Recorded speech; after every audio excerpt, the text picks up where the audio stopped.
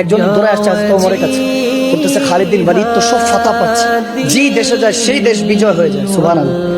তখন হযরত ওমর বলতেছে না, খালিদ বিন ওয়ালিদের উসিলা হচ্ছে, কিন্তু খালিদ বিন ওয়ালিদ এটার মালিক না। যা কিছু বিজয় দিচ্ছেন, কে বিজয় দিচ্ছে? নাসরুম মিনাল্লাহি ফাতুল করিম, আল্লাহর ইচ্ছায় বিজয় পাচ্ছে। এখন বলে না না, খালিদ বিন ওয়ালিদ ভালো ফাইটার, নট ডিফিটেড পারসন। এমন ফাইটার কখনো হারেন নাই, জীবনে কখনো হারের সম্মুখীন হয়নি। সুবহানাল্লাহ বলেন না, হারের সম্মুখীন হয়নি, এরকম ডিফিটেড পারসন ছিলেন। তলোয়ার সোর্ড অফ আল্লাহ অলমাইটি বলা হতো, তেনাকে সাইফুল্লাহ, আল্লাহর তলোয়ার বলা হতো। সুবহানাল্লাহ পড়েন না। হযরত ওমর যখন দেখতে পেলেন যে সবাই তার তোয়াজ করছে, সাদ বিন আবি ওয়াক্কাসও আছে, তেনার দলে কেউ যেতে চায় না, বলে খালিদ বিন ওয়ালিদ যেই দলের জেনারেল, যে দলের নেতা, আমি সেই দলে যাব, কারণ ওইখানে গেলেই জয় লাভ হয়। মুসলমানদের ঈমান একটু দুর্বলতা আসা শুরু হইল।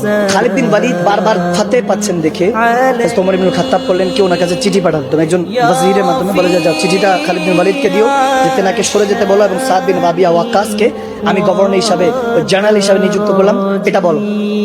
আপনারা আমার কাছে যদি মন্ত্রিত্ব নিয়ে নেয়, আমরা তো ডাইরেক্ট মিছিল শুরু করবো যে না এটা মানি না, মানবো না, মানতে পারি না। এত বছর গোলামি করলাম, এখন আমাকে দল থেকে সরাই দিয়েছেন, সব বিজয় তো আমি এনে দিলাম, এরকম হয় কি হয় না? কিন্তু নবী সাচ্চা গোলামরা, সাচ্চা আমার আল্লাহর বান্দারা এরকম ছিলেন না। ভালো মতো খেয়াল করে চিঠিটা যখন পেলেন, খালিদ বিন ওয়ালিদ পড়ে চিঠির মধ্যে একটা চুমা দিল। সুবহানাল্লাহ বলেন না। চুমা দিয়ে বুকের মধ্যে রেখে সাদ বিন আবি ওয়াক্কাস রাদিয়াল্লাহু তাআলার কাছে বলতেছে, সব জার্নালের সবকিছু খুলে ওনার কাছে দিয়ে বলতেছে, আজকে থেকে আপনি আমাদের লিডার। সুবহানাল্লাহ। মুসলমানদের জেনারেল আপনি। বলে কেন? বলে হযরত ওমর আমাকে সরিয়ে দিয়েছে, অনেক দায়িত্ব ছিল, আলহামদুলিল্লাহ একটু ছুটি পেয়েছি, আল্লাহর কাছে শুকরিয়া। সুবহানাল্লাহ।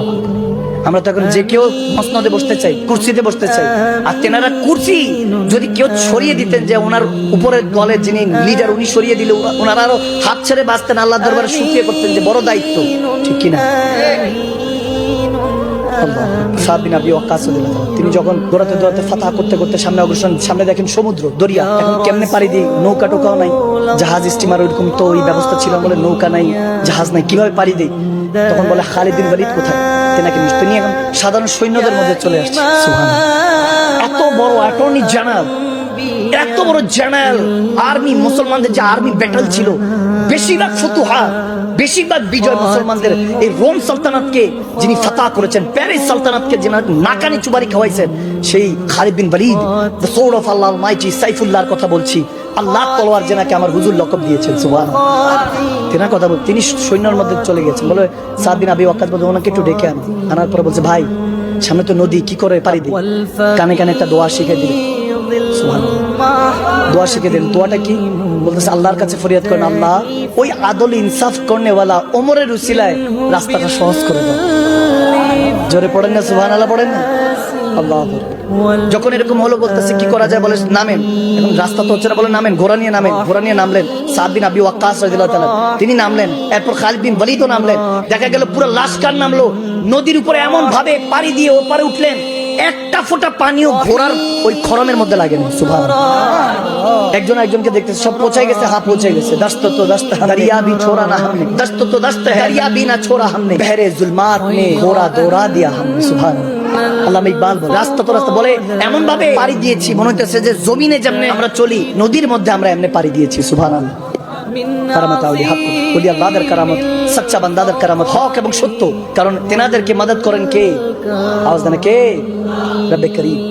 গভীর খেয়াল। তিনি ওই পারে যাওয়ার পরে দেখা গিয়েছে বড় বড় রোম সালতানাতের বড় বড় বাদশারা বলতেছে কি হবে, তোমাদের তো লস্কর কম, সংখ্যা কম, কেউ সামনে আগাচ্ছে না। সাদ বিন আবি ওয়াক্কাস নিজে ঘোড়ার পিছনে বাড়ি দিয়ে বলতেছে, চল আমি একাই যাব।